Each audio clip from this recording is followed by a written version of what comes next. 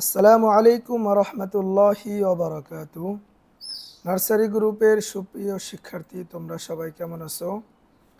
আমি আজ তোমাদেরকে 9 নং লেসন প্ল্যানের বিষয়গুলো পড়াবো। তোমরা সবাই মনোযোগ সহকারে ভিডিওটি দেখবে। আজ আমরা পড়ব পেশ দিয়ে 28 হরফের উচ্চারণ। পেশ থাকে কোথায়?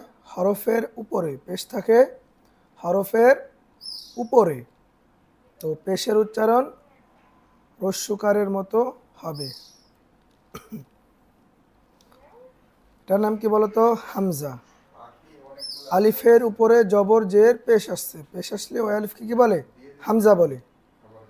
হামজা পেশ উ, হামজা পেশ উ, হা পেশ হু, আইন পেশ আউ। আইন হচ্ছে হরফের উচ্চারণ, পেশ হচ্ছে হরকতের উচ্চারণ, এবং উ হচ্ছে হরকতের উচ্চারণ। কি করে পড়তে হবে? তাড়াতাড়ি পড়তে হবে। আইন পেশ আউ, উচ্চারণটা তাড়াতাড়ি করব আমরা। হা পেশ হু, গইন পেশ গু। আমাদের উচ্চারণ যেন টান না হয়ে যায়, এদিকে আমরা সবাই খেয়াল করব।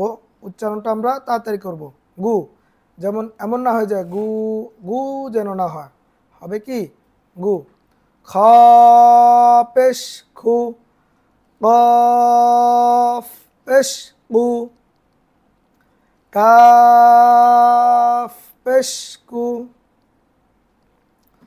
জিম পেশ জু, শিন পেশ শু, ইয়া পেশ ইউ, ইয়া পেশ ইউ, দদ পেশ দু, লাম পেশ লু, নুন পেশ নু।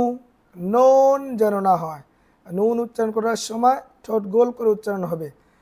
নুন পেশ নু, র পেশ রু, ত পেশ তু, দাল পেশ দু, তা পেশ তু, صاد পেশ সু, সিন পেশ সু।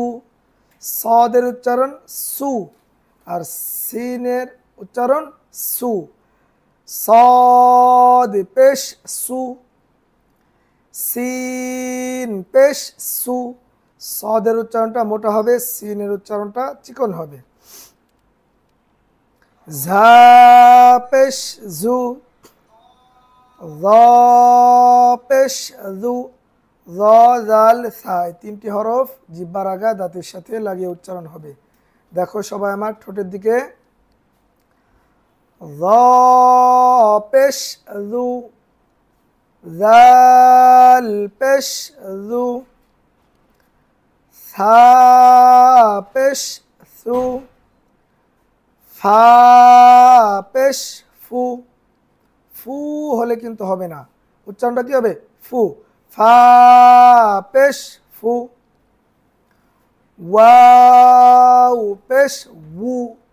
বু বলা যাবে না এবং উ বলা যাবে না। উ বললে হামজার উচ্চারণ হবে, বু বললে বা এর উচ্চারণ হবে। ঠোঁট গোল করে সুই পরিমাণ ফাঁকা রেখে উচ্চারণ করবে। ওয়াও পেশ বু, বা পেশ বু, মিম পেশ মু। আশা করি সবাই বুঝতে পারছো। ধন্যবাদ সবাইকে মনোযোগ সহকারে ভিডিওটি দেখার জন্য। আসসালামু আলাইকুম ওয়া রাহমাতুল্লাহি।